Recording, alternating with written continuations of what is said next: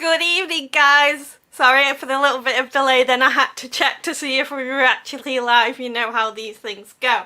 So, yes, this is our different normal shows we do due to scheduling and things like that we had to do to Sunday. But this is welcome to our first Facebook Live, or as I call it, PSHRadio Facebook Live, because it sounds a lot more, I don't know, professional. So, talking about professionalism here, I'm gonna get Carl first. So, he is all, well, it's both Carl and Jay, but talking about professionalism here when you've got Carl looking like that, isn't it, mate? We sort of planned this slightly different before we entered the free screen, where you would see me in a mask because it looks funny, and you know. So Sam, if you could just go to me on a full screen. You're asking, I don't know how to. It just goes to me. Hang on. Just hurry up, because I'm seriously like boiling in this. Oh, never mind. That'll do. The joke was going to be me being on screen with the face mask, giving it the full welly of how we should, how we shouldn't, how we whatever, all that routine and this, that, and I would pass it over to my amazingly good friend over in America, Mr. Jay Lynch.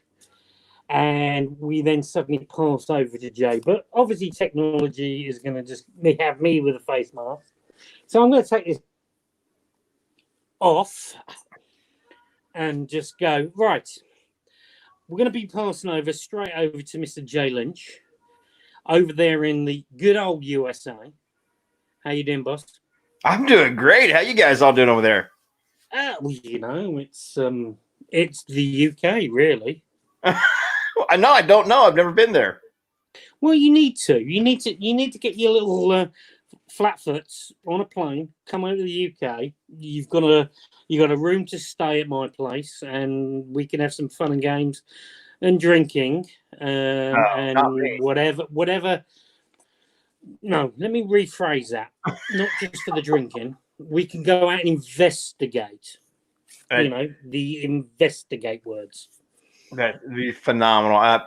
We would love to go there, and hopefully when all this, restrictions stop. We'll just go with that. I'll just call it restrictions. I just don't even get me started on it. Yeah, well, don't worry. I'm going to get you started. Well, thank you, Denise. I am going to get you started on that. But no, for anybody that's not listening, anybody that's been living under a rock, or anybody that's not been listening, because this gentleman that we have on air at the moment, he's all over. He's on various different places. He appears. He comes up. He's dressing like a Sasquatch. He's doing all sorts. And he allegedly is the Bigfoot character. Bodine is a man of his own merit, right there. But no, this gentleman. Just for everybody that's not listening, Jay, just give him a quick opening of who you are, what you do, and then we can crack on to some fun and games on this Sunday night. Well, it should be easy. I'm Jay Lynch. I live here in Ohio, here in the United States. I've been doing paranormal research for over 9 years, almost 10 years. Been doing podcasts for 7.5 years. Was on about 3 different networks. Now I'm working and vice president of LAP Productions. We're filming our own series on YouTube. We got our own channel. We've also do several other different things. We do some comedy skits. We've made a few movies with Jab Productions. There's tons of different things that we're doing. Filming everything that we do. We go live on Facebook. We go on our LAP Productions YouTube channel. We're starting, of course, we have all been kind of restrictions right now, but we're starting to get things fired back up. We're getting ready to start going again. We got 3 episodes out of Paranormal Mysteries, phenomenal series that we're doing. It is all filmed ourselves. We self-film it. We edit it. We do everything ourselves. Yes, we've been offered to be on other things. We've turned them all down to do self-editing because that way we have control of our content. What you see is what we experienced. We have nobody to say, well, that's not they told the story. No, that's our story. Our story. We have no fingers to point. We have nobody to blame. It is completely and totally our thing. And I'm blessed to be doing it with my best friend, Jason Arthur. And we have a blast with it. We're having a lot of fun. we've put a lot into it and been put on hold. Like I said, you can find on LAP Productions YouTube channel. You can find the 3 episodes, and it's raw. Hang on, Jay. If you've been put on hold, do I need to put this back on? Come on over here. I won't make you wear one. I promise. Just check it. So, yeah, that's just a little bit about me in a nutshell. Like I said, it's LAP Productions, LEPS. I know I talk fast sometimes. I apologize for that. It's just when I get excited about what I believe in, I really get into it. And Jay, don't worry. Sam back in the studio will be posting the links in the chat rooms and posting it on all social media. She's posting it around anyway. She will basically post all your links, whatever you want to put it out there. So yeah, this show, I know we were supposed to do this on Thursday, but I felt that it was wrong to do the show on Thursday because of one main reason. I love your wife. And she's amazing. And it was it was your 32-year anniversary on Thursday. So I went, no, I'm not doing a show. We're gonna rearrange it to a live like we're doing now.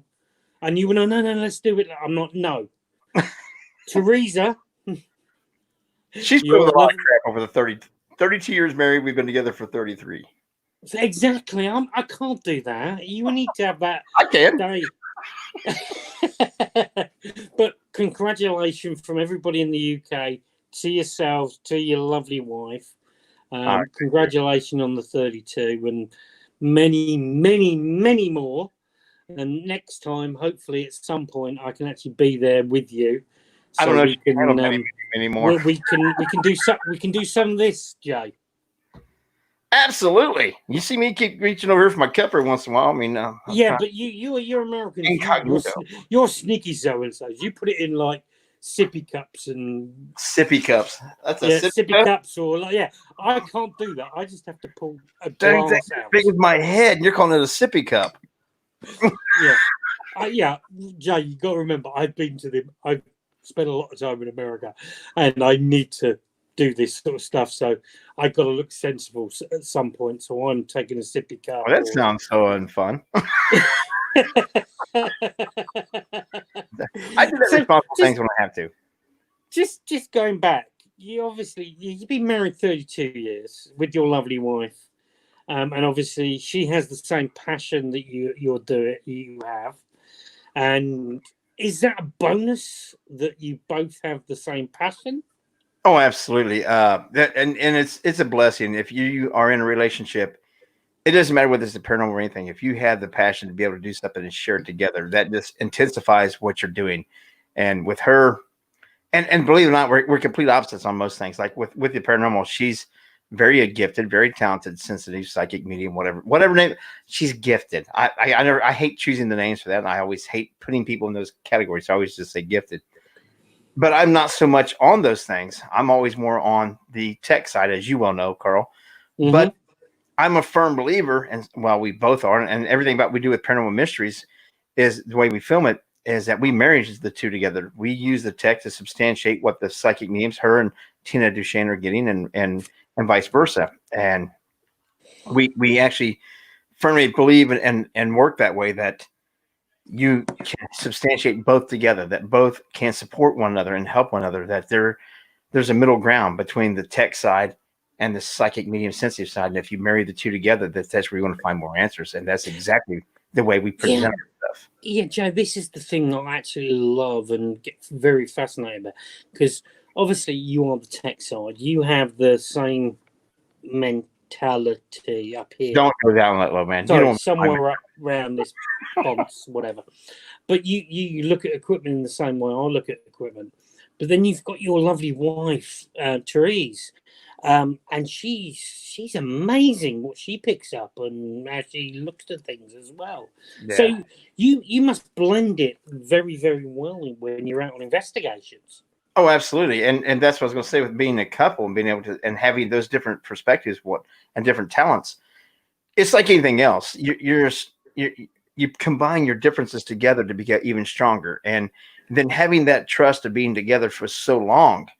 And having that where I don't have to think, oh, she just kind of calmed me or she just doing that. And she don't have to think, well, is he going to take his equipment to try to debunk me and all that?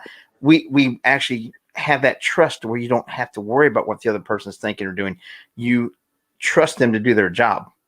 Yeah. You trust them to focus. When we're on the investigation, she is the psychic, medium, sensitive, clairaudient, whatever you want to call them. I don't know all the big fancy words. I don't want to. That's her side of it. She's got voices in her head. Yeah. But besides which must be, from my point of view, I hate that.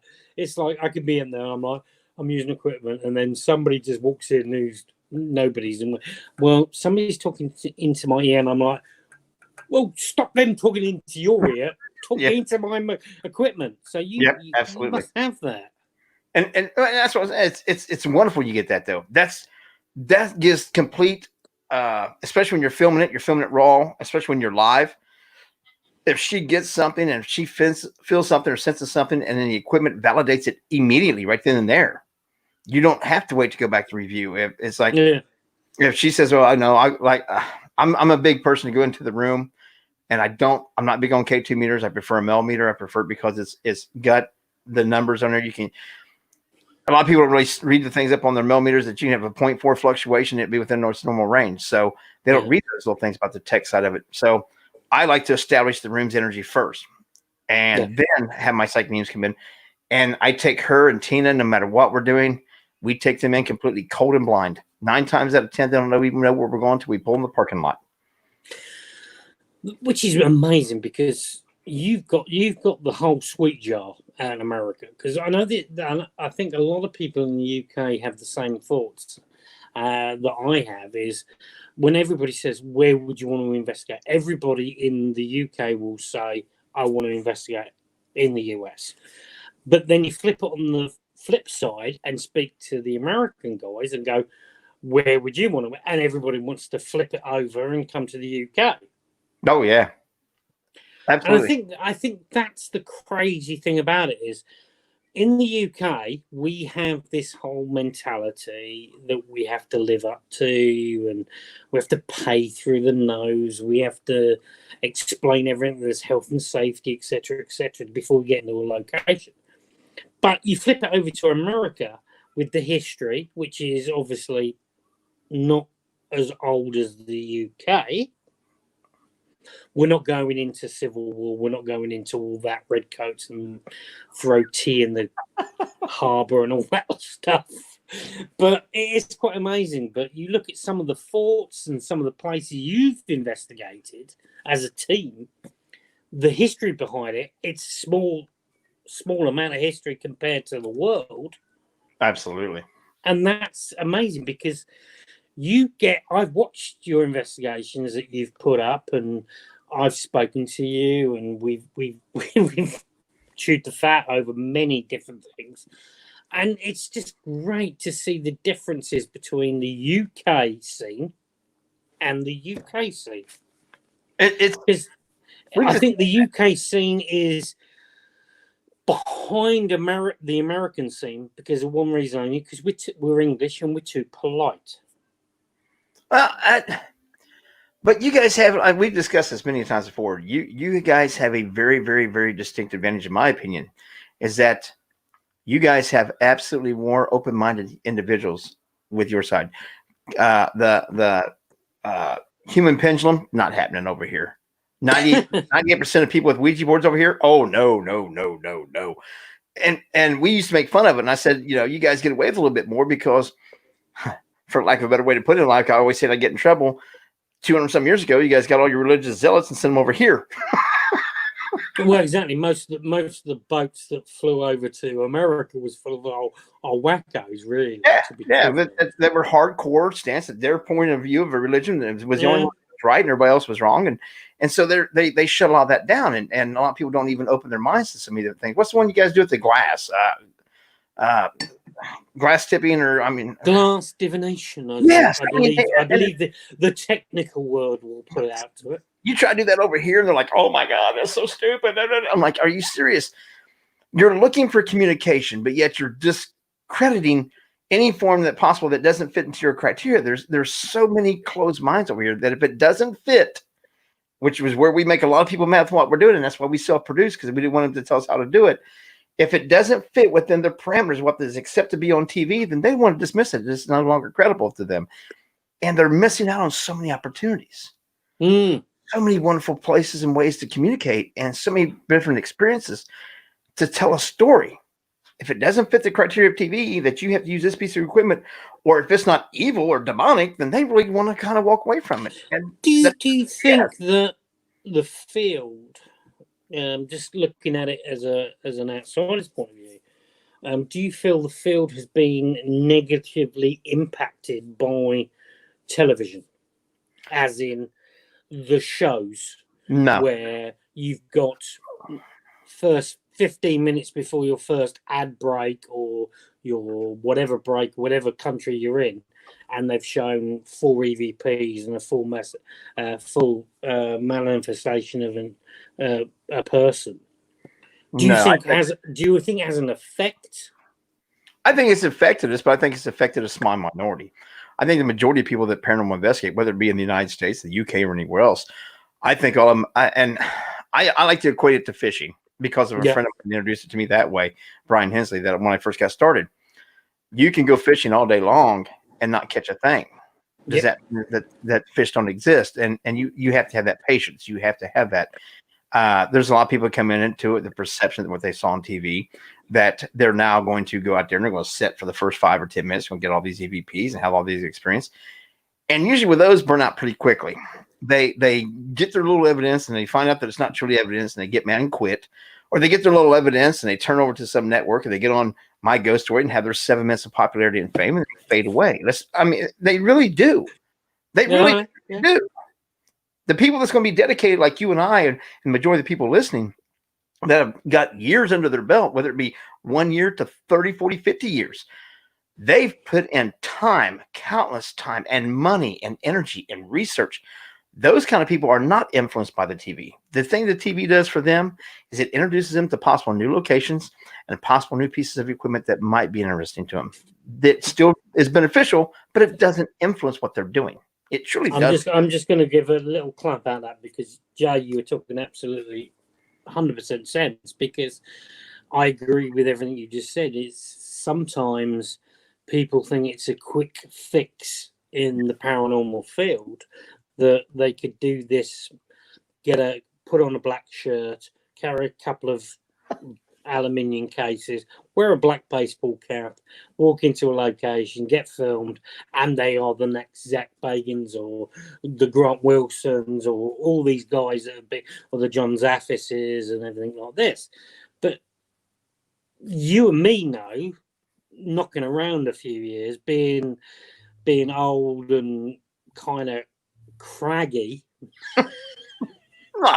you sort of like hear the stories, you sort of see the photos, or you see the evidence that is given to you, and you just have to have a giggle, because if you don't have a giggle, these people will never learn. And I think the biggest thing about this field, being the paranormal field, whether it's cryptos, whether it's ufology, whether it's all the different aspects of this field, you've got to be able to say to somebody, hang on, you were kind of looking at it the wrong way. Yeah.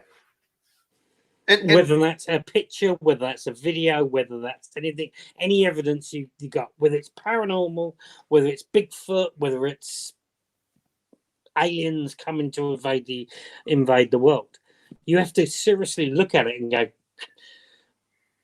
look at it this way. Don't poo-poo on them. Don't slag them off. That's what I was going to say. Just turn it round slightly and say, look at it this way. Because that's the key. Because I know yourself and everybody else that I work very closely with, like Jay, Therese, everybody else, we all have the same mentality because we all came into the field kind of the same way. We sort of watched the shows. We had an interest. We had this thing that was itching at the back of your head. And we moved into it. And then we sort of learnt and learnt. There's no experts in this field. Do you agree, Joe?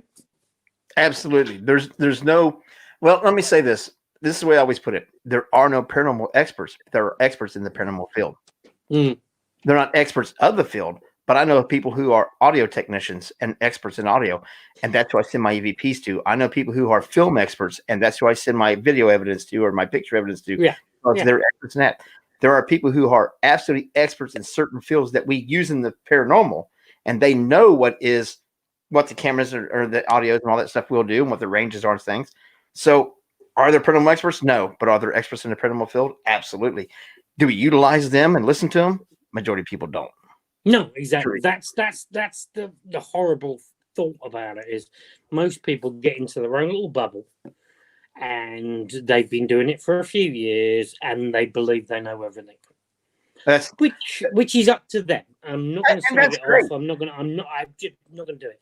But as we just said now, there's this whole element that you can go out to, and these people who know photographs, who know video, who know sound quality, who know this, that, blah, blah, blah, blah, blah. And you can send this out to them and say, what do you think on this? And they're professional in their field, as in professional camera people, professional video, whatever. These people are professionals in their field, and you can get their feedback. And I think that's what we do more than some others don't. They just take it on face value. And that's where they're hurting themselves more than anything. If you're truly into this and there's a difference to me. There's a difference between sometimes I'm a paranormal investigator. Sometimes I'm a ghost hunter. To me, there is a difference. When I'm going into someone's home and I'm trying to help them out and I'm trying to help them get answers, I'm a paranormal investigator. But before any of that, you have to be an investigator. You have to really study the house. You have to really study the environment and things. We even take a CO2 detector with us because high saturations of those things can also cause a lot of side effects that people have paranormal activity, but actually they're getting poisoned. So we take one of those with us. That's part of our kit. We automatically take it with us, and we put a couple of them around in the house to detect levels of CO2. Absolutely, because you've got to think about that, because everything any like that. trigger potentially in an environment that is not seen, not smelled, not ever, but potentially could have an impact on the evidence you're capturing. And fatal. And can be fatal. Exactly. So I just want to shout out to a few people just quickly. Everybody in the chat room. We've got the Spooky Sisters. We have Corinne. We have Alex. Thanks. Any questions you want to ask myself or the lovely Jay? The little chap over there in the Ohio camo cap with the little beard and the cheeky little chap he is. Come on, shout him out. We can go there. Corinne's just said, it's so important for people to learn how light works in the field I work in, which obviously she's a professional photographer. Like her business is taking photos, cameras, and etc.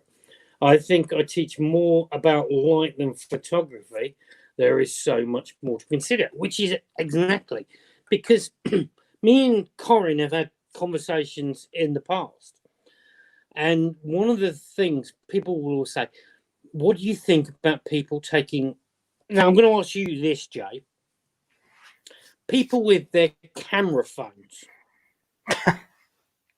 I'm sorry. Do you think that is credible evidence?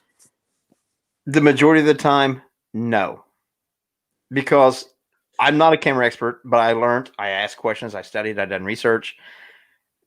99 out of 100 times. If you ever notice that the majority of people who get orbs nowadays get them with a camera phone because your flash is so close to the lens and it puts down a smaller area. So, of course, I don't believe in orbs. But then again, there are natural happening orbs like ball lightning and a few other things. So there's a gray line there with me that I think sometimes we over accelerate on what about orbs. But the majority of them are dust, bugs, moisture. We know what they are.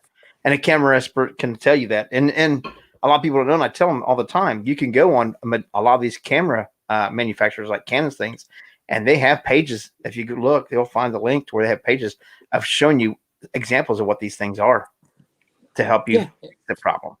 So this is the thing. And there's also a major thing which I try to get out to everybody I talk to, whether I'm an investigation or a convention, is when you take, say, the iPhone, everybody probably, sorry, not everybody, but there's a high percentage of people in this world who have an iPhone, whether it's version 4, 5, whatever, up to whatever the latest 11 plus, whatever.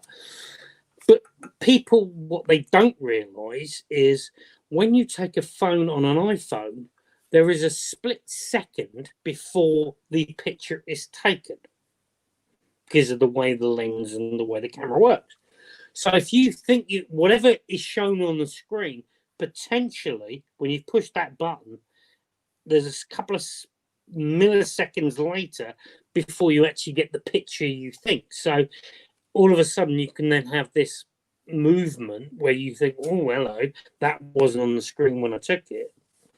And that's what you got to look at as well. Because I think when you look at camera phones, you seriously have to wonder and think about how they actually work and how they actually take photos. But that's with every piece of equipment. Most people do not do the research on every piece of equipment to find out how it works. Me and Jason, he purchased an SLS from Digital Dowsing, Bill Chappell, and we told him flat out. Great guy. Yeah, wonderful guy, wonderful piece of equipment. And we told him flat out, we're going to put it through the test. He says, I dare you to try.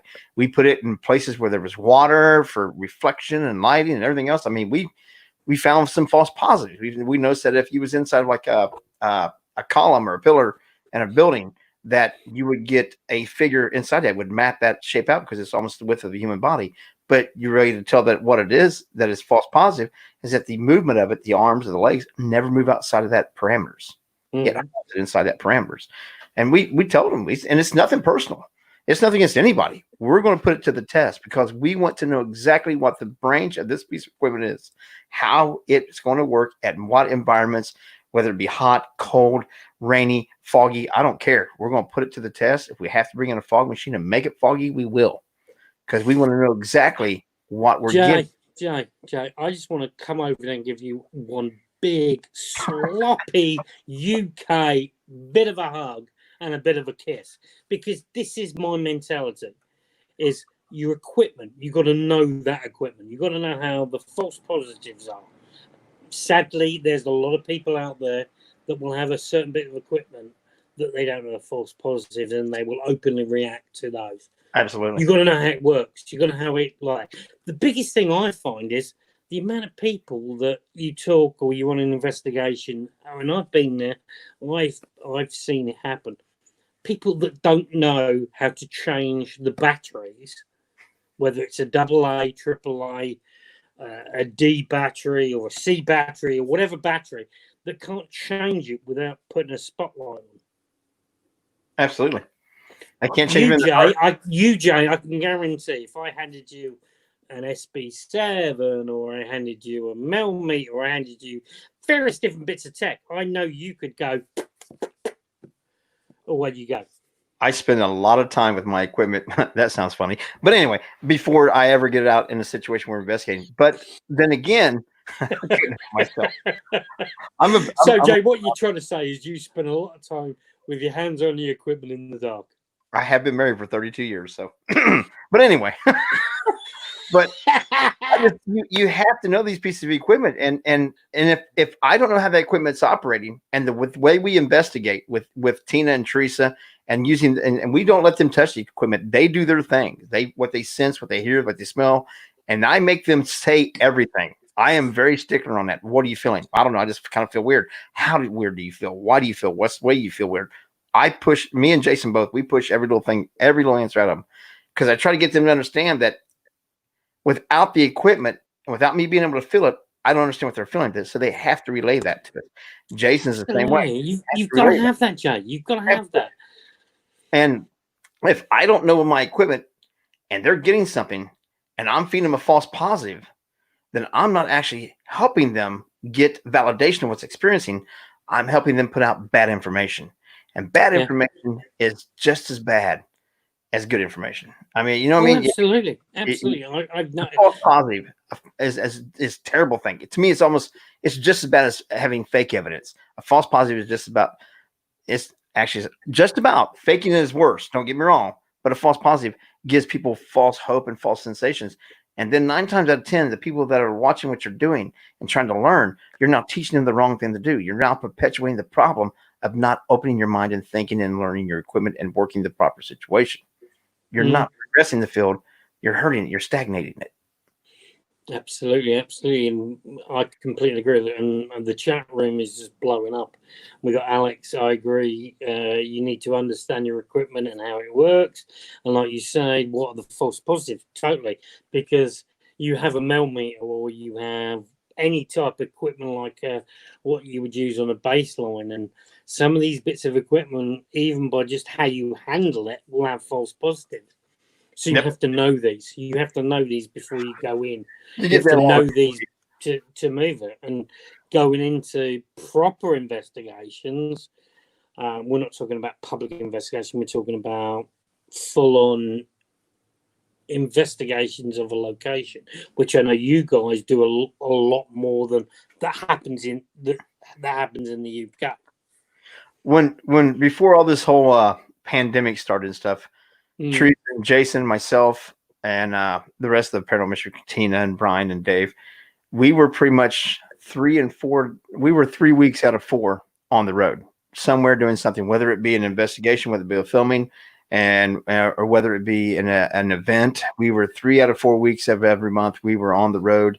And with investigating, we do far more than that. I'm also one of the founding members of the North American Dogman Project. I am the tracker for the Dog Boys, the tracking team for them, an investigation team. So we do cryptid, we do urban legends, we do paranormal. It doesn't matter what it is. If it's out there and somebody's got a story to tell about it, we want to hear about it. We want to tell that story. We want to understand what's going on. We want to share that information. We do take it from a little bit of a perspective when we investigate these locations, like 101 that we love so much here over here in Indiana.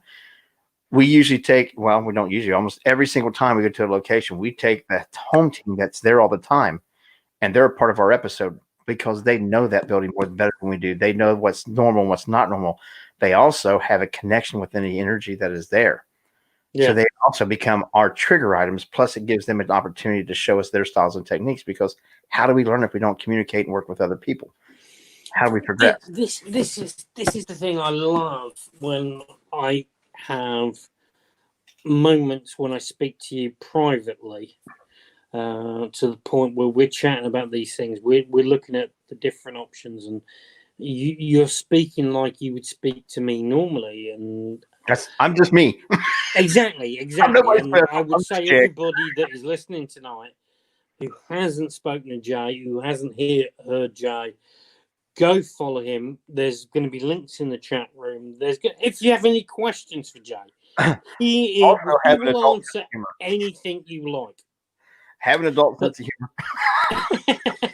Jay has a very, very good sense of humor. And he also has a UK sense of humor. I'd just like to say that for our UK listeners, is that Jay's sense of humor sort of fits into the UK sense of humor, because I know some Americans don't get the UK sense of humor, but Jay totally does.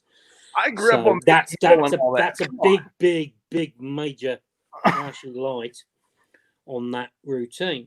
But I grew up with Benny Hill and all that. Give me a break, man. Hey, mate, I'm billing you up. I'm like saying this is the man. You need to talk to this man. Get him on other shows. Nah, you need to talk with people like Jeff Conkle and Scott Greenwald and things. They are some of my big influences and people that I talk with. And you know them also. They're very educated, very knowledgeable. They're all time cutting edge things and stuff. There's so many people that are. Yeah. I agree. Network. There is these doesn't matter what this like Scott, Greg, whatever. But baseline group people that have been working their asses off for donkey's years is yourself. You got myself. We work it. Sometimes we do what we do and we get into a different situation, but at the end of the day, we're there for one particular reason, and it's a joint reason, and that's to understand what's happening. And that's the main key. We could be this, that, whatever. We could be on the next Travel Channel TV show. But our fundamentals are, like your fundamentals are, you want to know and you want to be in control and find out the reasons why. Absolutely. And what's your go-to piece of equipment? Me. Sorry, I forgot about that. Yeah, thanks, Jay. You can do the control. You can be the TV person. Well, I do 4 podcasts a week of my own. I get my own 4 of my own shows, so I'm kind of used to doing this. But my go-to piece of equipment is me. It's my brain. There's no better piece of equipment you can possibly have, whether it be any piece of electronic equipment, anything else, mechanical, anything else. Your best piece of equipment is yourself. Not only but your brain, but your body senses and things like that. So to me, it's my go-to. If I'm going to go outside of myself, I'm a big live EVP person. I think the biggest pieces of evidence that's ever captured that you see more of evidence than anything else is EVPs. Mm-hmm. And what recorder do you use, Jack? I use Tascam. Nascam. I use Tascam. Have you got it there? I can pick it up. Go on, show everybody, because obviously everybody knows Nascam is a make of a recorder, and there's so many different, and I have multiple different Nascams, but there's probably a lot of the Nascams, you don't want to mess around with, but there's certain that you use on investigation, and 9 times out of 10 it's the same item that you actually use. Spooky Sisters are saying, awesome, UK sense of humour. He needs to come to Sage Paracon 2021. Yes, he does. I would love to. Been badgering the civil what's it out of him. Okay, there he goes. There's the Tascam DR-07 MK2. That's the one I use all the time. Yeah. A lot of people use that. I use the slightly earlier version, which doesn't have the pointy things in. It has the directional. Yes, that's the one I use. And Nascam is a very good. And obviously, if you've got pockets which have serious money, you could potentially be duped and having a look at the Panasonic D60. Oh, don't even get me started on this. No, I'm going to start it. What's your views on the D60, Jay? I've seen a lot of people do a lot of research with them, and not with them, but on them. And the audio and the speakers on those are not that high of a quality. They really truly aren't. It's a lot of static into them, a lot of backfeed noises and things. No different than if you're holding your recorder in your hand. If you move your hand a little bit, you don't realize it. You hit that. And I've seen it happen too many times. When I have the recorder in their hand, they move it just a little bit, and it get that brushing. Like, oh, did you hear that demon growl? And they play it back later, and it was them moving or having a pocket, and it shifts in their shirt or their jacket that makes sounds that way. It doesn't matter what recorder it is. They're all highly sensitive to those things. And that's why I always have my headset on me. I always listen to live EVPs. Yeah. So that way I can hear it right now and be able to say, no, that was this. I think that with the D60, it depends on. We're going to go into something a little bit deeper than tech. Okay. When you get a D60, the first thing you want to do is slide off the back panel and look at the serial number, because the serial number is your key. Because the earlier models have a problem, which I found, because whatever you record, you have a background going on, and whatever you do, it's going to have that noise behind it. So whatever you've got it. I've done investigations with the D60 in multiple locations on multiple different D60s, and they've all recorded on different levels. That's the thing that we've got to get out to people, is you could have 20 of the same recorders. Each recorder is differently. Each recorder is absolutely. They're not different. Each recorder is recording on a different level. But that's one thing about any piece of equipment. Almost none of our equipment is calibrated. So nope. when the few times that we do use and go into a location, we do use a traditional K2 meter. We have enough of them that I set a K2 meter in each room, because once you move that from this room to this room, it could give a different reading. That K2 meter that you use in that room must stay in that room for the entire night of that investigation. You do absolutely. Because it's a bit like baseline readings. Right. You can do a baseline reading with a mel meter, a particular mel meter. You could take another mel meter out of the box and do another room or the same room, and you could get different readings. Absolutely. It depends on the equipment. You can have two of them side by side and get different readings. Oh yeah, yeah. Which sometimes the millimeter does do, and I feel that sometimes is, particularly with the milligauss level, is you can get different readings on different bits of equipment that are the same. Absolutely. Absolutely. Okay, so what's your thoughts on the old dictaphones, i.e. cassettes? And I presume cassettes as in a bit similar to the 9-track, or are you talking about reel to reel? Jake, 2 seconds. I'm just going to pass you over to Sam because somebody's at my door. So Sam's just going to take over for 2 seconds. 2 whole seconds? You gonna punish me like you that? You can talk. You can talk. So sorry, I'm just going to behave. This is going to be fun. I promise I won't You're behave. fine. You can say what you want. I always do. That is a problem of mine. I will say exactly what I have to think and what I feel about something, and I will stand on that even until I'm proven wrong. Don't just tell me I'm wrong. Show me and teach me why I'm wrong. That's how we learn. Yeah. Well, you're wrong. Why? Because I said so. Bite me. I don't care. So, but I'm very, very outspoken and very opinionated. But I will give you my honest opinion, even if it's wrong. It's still mine. Until I'm proven wrong, it's not wrong. How else are we supposed to learn? Yeah. My stance on That's the things. thing, though. If people have got a problem with you, that's their problem, not yours. but yeah, it's their problem. But I don't want it to be a problem. I always think that if you're absolutely upfront and I lay my cards on the table. This is who and what I am. There's no back reasoning for anything else like that. I when I meet people, I write from the beginning. This is who and what I am. This is what I think. This is what I feel. Well, this is what you need to think over here. Well, why do I need to think that? When they get mad, don't get mad. Explain, because that way we can progress the situation. I might not have the information correct, and I can't progress and learn as a human being.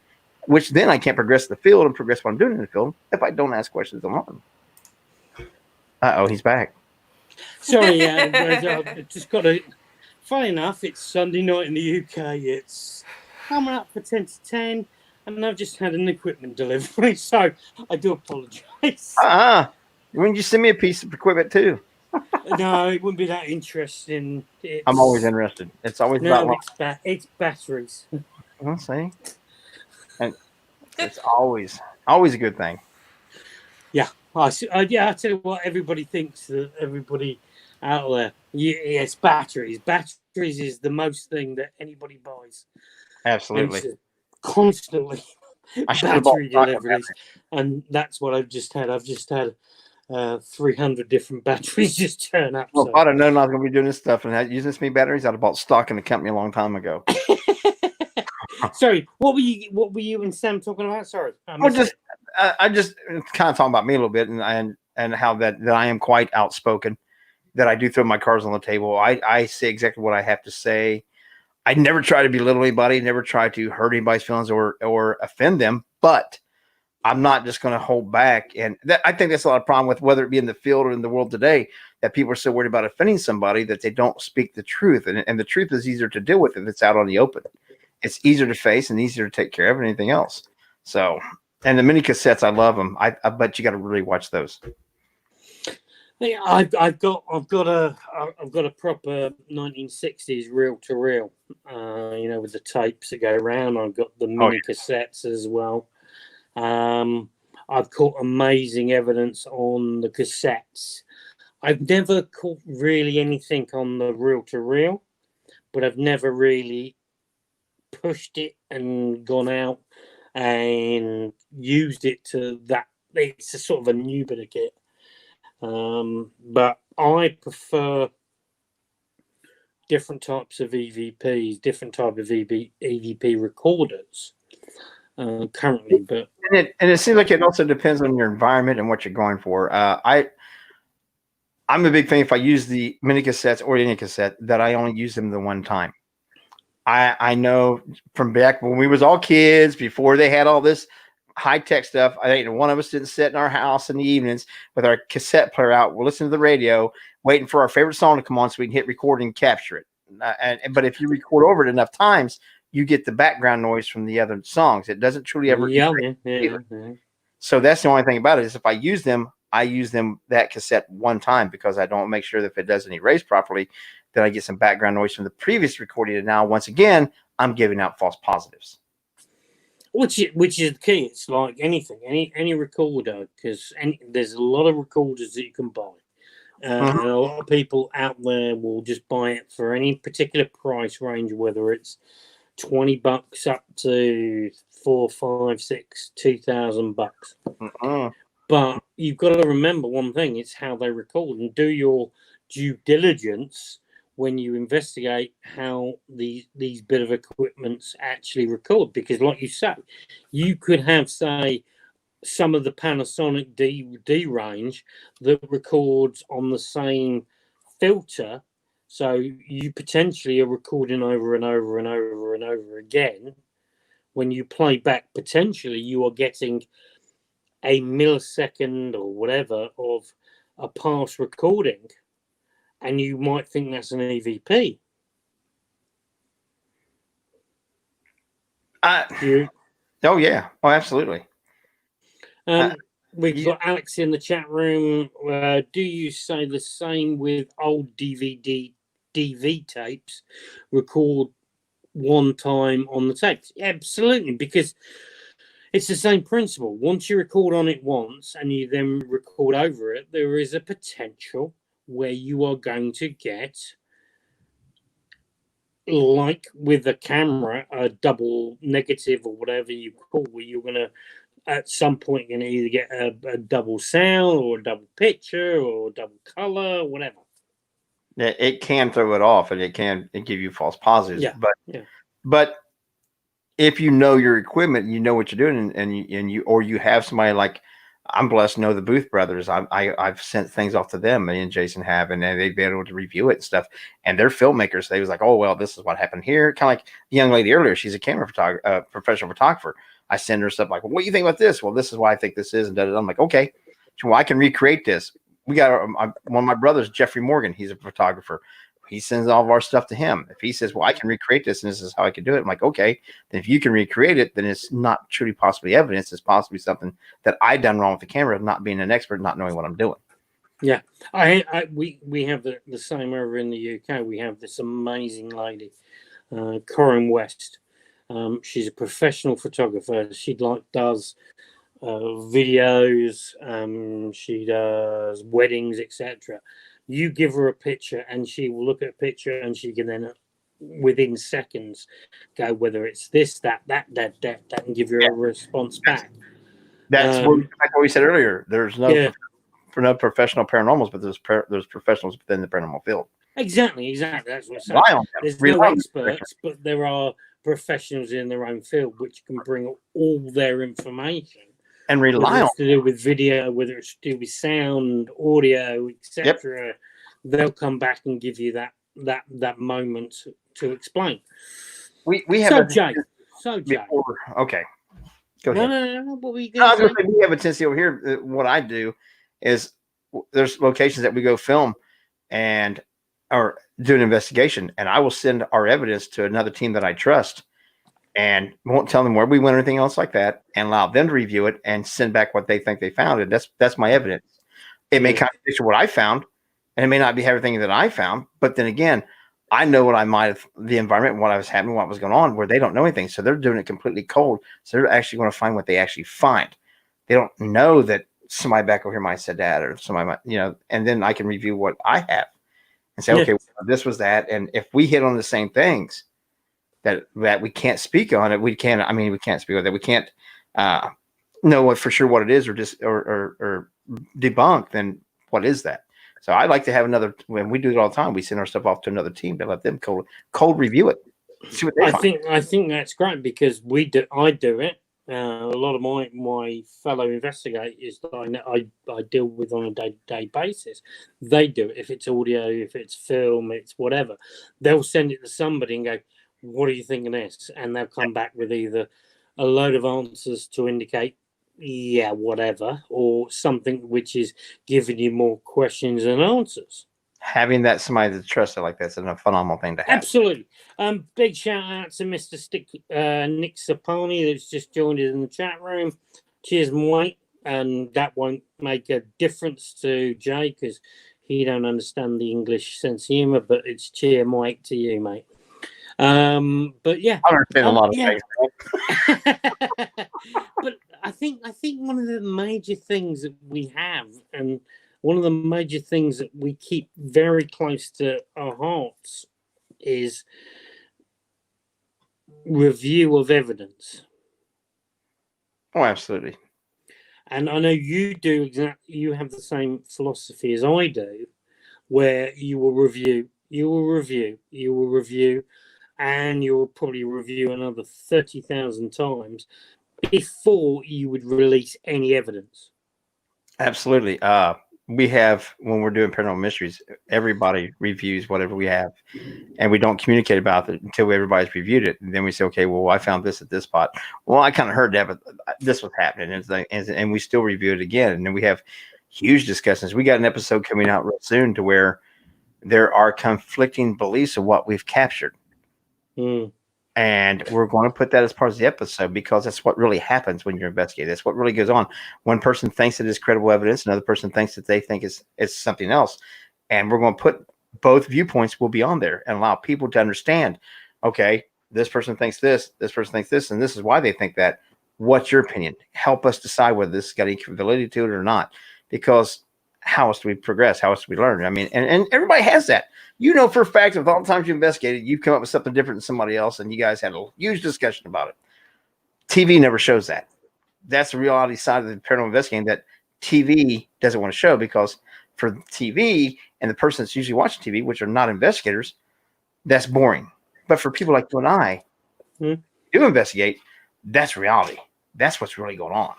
Which is something both in the UK and in the US is a major thing. Is everybody thinks that's not correct what they see on TV? No, it's not, because of one reason only: is people wouldn't really be interested in what me, Jay, everybody in the chat room does on a week in, week out basis. Because people aren't going to be interested in seeing people sit there in the dark talking to themselves with nothing happening. That is the fundamental basis of any investigation. Is you're not going to be having that you have on an investigation that you see on TV, say Ghost Adventures, Ghost Nation, or any of these shows where they've had 4 EVPs and a full body manifestation by the first ad break within 29 minutes. But you also got to enjoy the ones that are investigating, that you go into a location, and we do a lot of the venues here. We're at a location and we're waiting. We're in the break area and stuff, and people come in like, well, you've been out there for an hour and a half. How's it going so far? Well, this is our 3rd time out. Okay, how's it going? Well, really nothing's happening. I mean, she had her hair pulled and he heard his voice and he got scratched, but there's really nothing going on. I'm like, just to have something tug at her hair. Do you know the energy that's taken, and you're dismissing that as nothing happening? That's the thing about the TV show. People expect personal experience. It's personal, and they're missing the great things. Seriously, that's why what I feel that people will do. I love putting up like whiteboards, depending on how many groups you have, whether it's 1 or 2 or 3 or 4 groups. And then you give them a pen as soon as they walk back on a break, when they're going for a coffee, when they're going to have a cigarette or whatever you want to say, whether they want to have a bit of eat. But they come back from a certain point of their investigation and they write what happened on me. So you literally go, bang, what happened to you? Did you have a personal experience? What was that personal experience? And you get them to write it on the board. And then at the end of the evening, you look at the different areas that you send people to, or the different areas that people go to, and see if anything ties in. Yeah. And see whether that matches the activity. Because I've been on investigations where, over a 2-night investigation, where we had one thing happen one night, the following night something else happened, but it was basically the same effect as the previous night. Or I've had at Sage Paracon Great event. Tickets are still available. www.stageparacon.co.uk next summer. Plug it. I love it.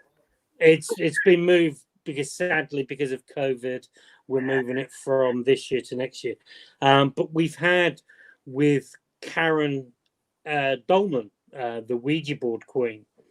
And we were there with a very good psychic medium, Barry John, and they were doing an experiment. And they asked a question to the audience where they asked them to write down 3 different things and then a color and whatever. And this person, and we had the investigation. We moved another group in. We moved another group in, except we were rotating the guests, just moving around the location. And all of a sudden, this one person sat at the table and picked up the bit of paper which somebody else had written on from previous groups and went, that tags, that, and literally everything that was written on the card tagged to them. So that's where I would say it's location and not environment. So you could be investigating the location for 4 nights and you could pick up nothing, but then all of a sudden one night, different atmosphere, different temperature, whatever, you could pick up everything. Oh, absolutely. We for the first 4.5 years that Teresa and I were involved with this, we were involved with a local school here, Post Town Elementary, and we actually lived in the location for 4.5 years. We lived in a haunted school. So we got to really learn that way, what you're talking about, how you could go weeks, months, and nothing happened. Also, in a certain night, the environment changed and the energy changed. Or sometimes it was due to the people that came in. I truly believe that sometimes we bring the things with us. Yeah, absolutely. As Corinne says, it's important to work with people you trust and be honest. If someone else accidentally makes a noise, drops something, etc., farts, scratches their nuts or whatever, as we all do, as we call these things can be forgotten and mistaken as evidence when reviewing. Trust is the key. Totally. Absolutely. I've been there where people will say, right, we're going to do an EVP. Please put your hands out your pockets. Don't jingle coins. Stand there. Don't scratch. Don't sniff. Whatever. As soon as you hit the hello button, the record button, the little red light where all of a sudden everybody then goes into the moment of scratch, sniff, jingle, whatever. And the worst thing, Jay, which I think you will agree with me, is people that go, that was me. Yeah. They whisper. They whisper on an EVP. That was me, sorry. Yeah. And everybody will have a bit of a giggle. But you could be reviewing that footage for a week, 2 weeks, 3 weeks later. So all of a sudden you're hearing this, and then with this, that was me. That's what we do. Is we make everybody, when we start, especially with the new people that you don't know their voices that well, we have everybody do a test recording in the room. You say your name, you say it in a normal voice, you say it in a louder voice, and you whisper it. That way, that's exactly same things. Jay, I could come over there and give you a big sloppy kiss. I agree with everything you just said, because that's what we do on investigation. You record different levels, right? So you know somebody whispering their vocal tones, you know somebody speaking normally, and you know somebody shouting or whatever. Right. Those are the keys, and that's where I think it's the simple things. It's a simple thing, but it's not simple. It's not simple things to other people because they won't think about that. But because they're not thinking in that way. My thing is that I think one of the problems with the field, just one of them, besides egos, but one of the problems with the field is that sometimes we overthink it, in my opinion. Sometimes we're so out to find these big answers. We're applying quantum physics and mechanics and all these other things that the common person, the majority of the people on this planet, are a common person with a mediocre to lower education throughout history. And they're trying to get these big ideas and big theories when it actually comes down to the most basic thing, a simple communication. And I don't care whether you're alive or dead, every human being wants one thing. We want to be recognized. I see you, I hear you, I recognize you.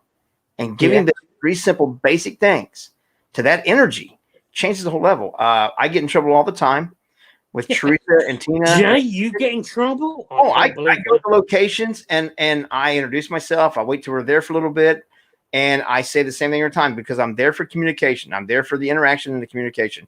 I offer myself all the time. You can hit me, kick me, scratch me, push me, throw me down the stairs. You can channel through me, and if you're a spirit, you can possess me for communications if you feel you need to.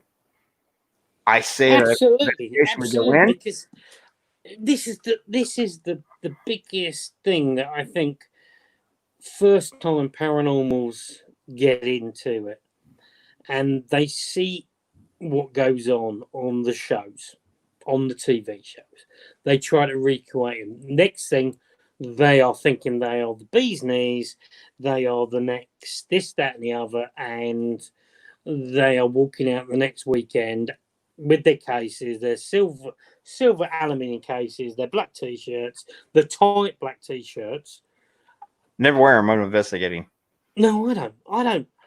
I try to bring a bit of colour into the investigation, like I do in interviews. I try to put a bit of colour. Always a baseball cap because I think my head looks like an egg. Well, mine looks like a basketball, and I ain't gonna go there. When I used to keep my head shaved and all that stuff, my grandmother called me Charlie Brown because my face and head so round. But we're not gonna talk about that. Yeah. But I and I say this in nope, my space is my space, and I get that. But everybody on my team, except for Jason, my brother, who's always got my back, he doesn't get mad about that. But I have yet to ever have anything encounter to me, channel through me, or anything else. It's not that I'm trying to be tough. It's not that I'm trying to show off. We're there for that communication, and I'm giving them every opportunity to use whatever is available. I'm willing to take that step to allow them to communicate, because let's all be factual about it. TV says one thing. There is, and by the Catholic Church standards, there's less than 1% chance of something being malevolent. There's less than 1% chance of that 1% of it being evil and demonic, and less than 1% chance of that of it actually doing a possession. It's been so overplayed and so overhyped. Just like the Ouija board in this country over here, you love them. I got 8 of them, custom made by my brother right there. Love them, but I can't use that at 99% of the places over here because, it's a portal to hell. Great for seeing a movie. I'm glad you think that. You need it. It's a divination tool. It is a technique. It is a way to communicate. No different than using your Mel meter or your K recorder or your pendulums or your dowsing rods or whatever. It's a communication tool. It's a bit like, and I kind of sometimes do this, but I have to judge the audience. So I'm saying this too when I'm on an investigation. Is I could put a loaded handgun on the table and ask somebody to communicate through it. Or whatever you want to use. Exactly, but it's not the physical item that's on there. It's your intent and what you want to do with it. So absolutely, if your intent is to hurt somebody, your intent will go through the handgun that you would potentially use. Right. So it's the same thing. And I think that's the key. I think that is the key. You like you just said, is you have to look at things more than once and then go over. And that's why I have this strong belief when I investigate people. I've seen this sadly on social media at the moment, is these lone investigators, Jay, these lone investigators. And the thing that I have major problem with that is, yes, if you've got a camera in front of your face, but what happens if you get seriously, because we know between me, you and the fence post, it's not all chicken tikka masala and lovely smelling rice that happens. Potentially you're going to hit something at some point which is going to smell a little bit rotten, which has potential to hurt you, affect you. And if you're there on your own, and that's why I always say, and I know a few people that are in the chat room, and people will say hashtag it's a demon, whatever, and all this sort of malarkey. I feel that when you investigate, you have to have that buddy system. I agree with that for the majority of the time. You should do almost anything with a buddy system. I end up investigating a lot alone because there's nobody around me that wants to go, and Teresa can't work, or she's already had one knee replaced. She's ready to have another replacement surgery. So, there's some places that I go, especially with the cryptids, that she really physically right now can't get to. So I spend a lot of time alone. But what people who investigate alone need to understand is that, to me, the credibility of their evidence, whether it be theirs or mine, is now diminished, because you have no validation to what's going on. You have nobody to validate what the environment is like, what's going on here, what's going on there. It is all 100% your perception, and which is now can be based upon any kind of fears, preconceived ideas. Somebody could tell you that you're going to see this at such and such time. There's going to be a black shadow go down the wall, and all be God you saw it, because your mind has told you that you're going to see this at this time. So to do a solo investigation, I don't have a problem with that.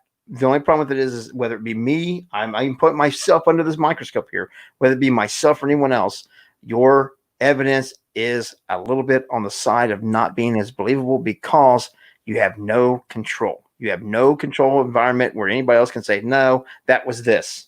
It's all on your perception, and your perception can be highly tainted no matter whose it is. Highly tainted.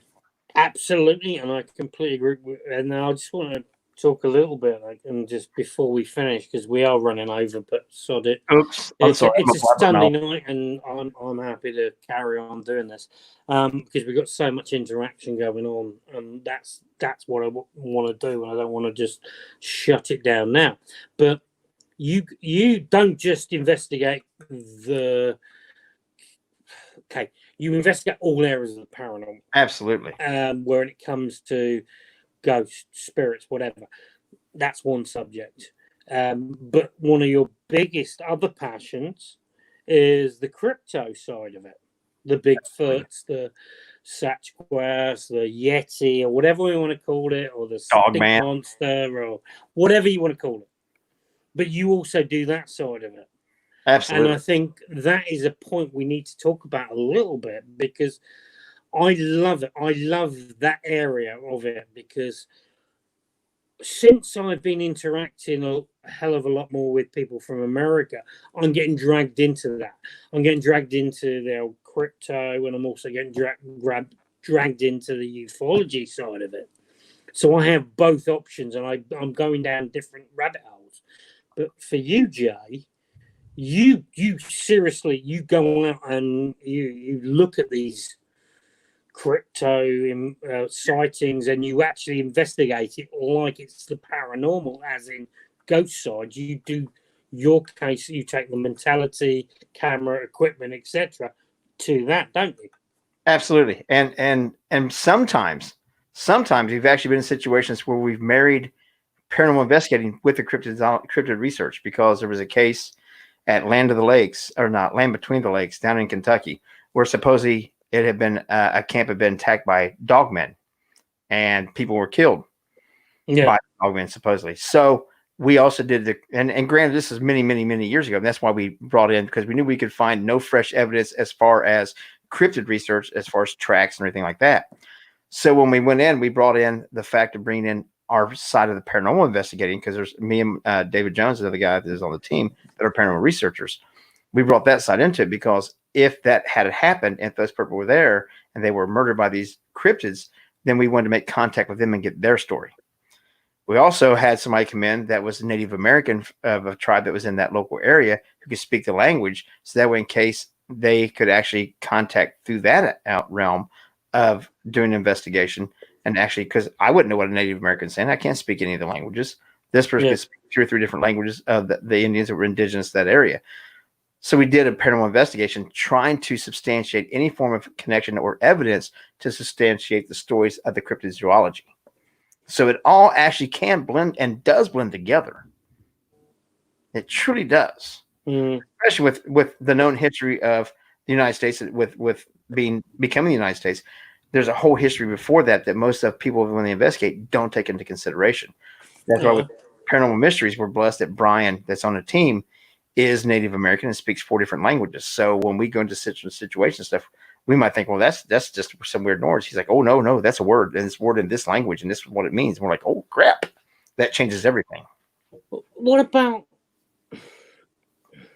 this is the thing, and listening to you, and this is every time I talk to you, I always don't. I've got other things going, bang, coming in round the head, and then coming out the sorry. other way.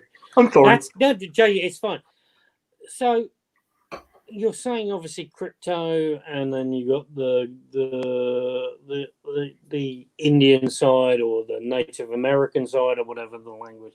Do you also bring into your investigations the ufology side? Because there's a lot of people that say these people have come down from before. We bring in whatever needs to be brought in. If we're in a situation and the family is Native American, then we bring in shaman. If we were in a family where the family or the spirit or whatever leads us to that it may be a Jewish faith, I think we bring in a rabbi. If they're Muslim, we bring in whatever they need, whatever that situation needs. That's the thing about the way we work with Paranormal Mysteries. And we also bring in other teams because there's other teams that we know that are better in certain areas than what we are.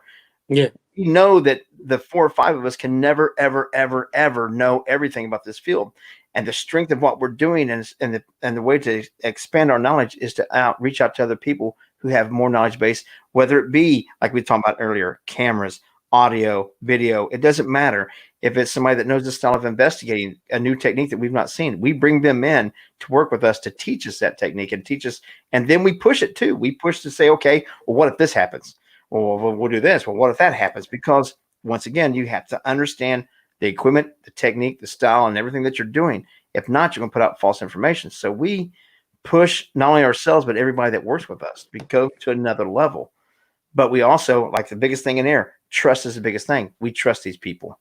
We trust them to come in and be knowledgeable. We trust them to come in and be professional. We trust them to come in to act like they're going to do what they're going to do. Now, we do have our fun. Don't get me wrong. We have a lot of fun. But when we're on the case or we're on the investigation, it's not time for fun. It's time to get the job done. Okay. We could literally talk for hours on this subject. Oh, wow. And I know we could. Jay, would you do me one favor? If I can. Would you come back on anytime in a little while? And the subject which I want for everybody to understand is you have this passion on the ghost spirits or whatever side, whatever description you call it, but what I want to talk to you more about is the crypto side of things. Anytime we can get it scheduled together, I will come on and discuss anytime, any topic that you want to discuss. It doesn't matter to me. Cool. And that's the key. And everybody that's listening tonight, I think a lot of people have been interacting in the chat room, which I do personally thank you. And we've posted links how you can get in touch with Jay and all this sort of stuff. And thank you so much for interacting tonight. It's been amazing, and I'm sorry that we had to move it to Sunday, but I think we did the right thing in moving it Sunday because I know your lovely wife, and it was your anniversary, and I didn't really want to do an interview on your anniversary. It'd been all right. We'd have worked it out. We didn't go to dinner. No, yeah, you say that, but when I meet Teresa again, she'll box me bloody ears. No.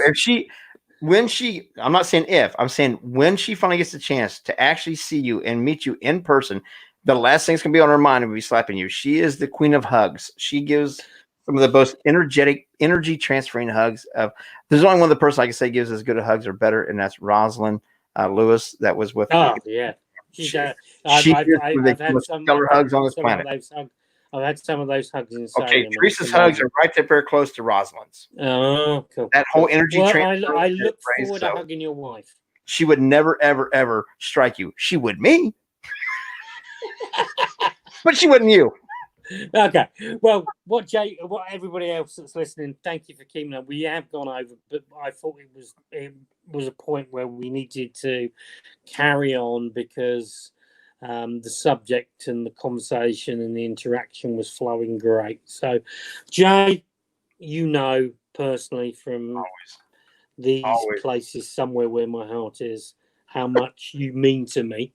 Absolutely, and you and your wife and the situation, and it's always a pleasure chatting to you because we can have a chat. We chat like this on and off the air. Absolutely, we don't have any different scenarios. What you see is what you get with us. I'm pretty blunt little country boy. I can't help but doing what I am. I just wish sometimes, and I've seen it on certain posts, which at some point you have some amazing T-shirts which you do sell. Absolutely. You can get particularly an orange version, which is I have one waiting for you. I got to get it to you yet. I have it. It's in my possession. My favorite. That's the shirt that I designed. That's my design. It's a great shirt.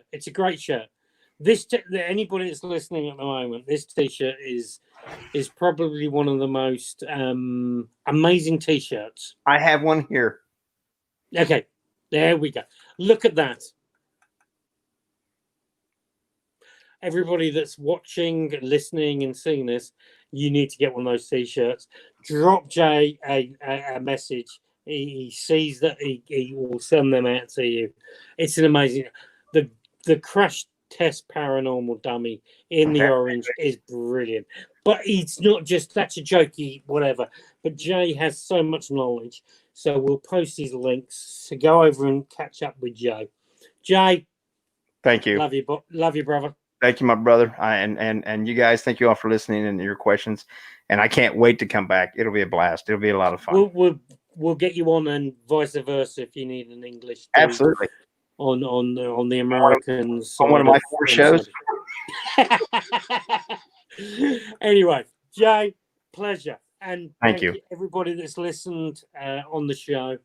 Everybody that's interacted, from Karen to Alex, MJ, the Spooky Sisters, and everybody else that's interacted on the show.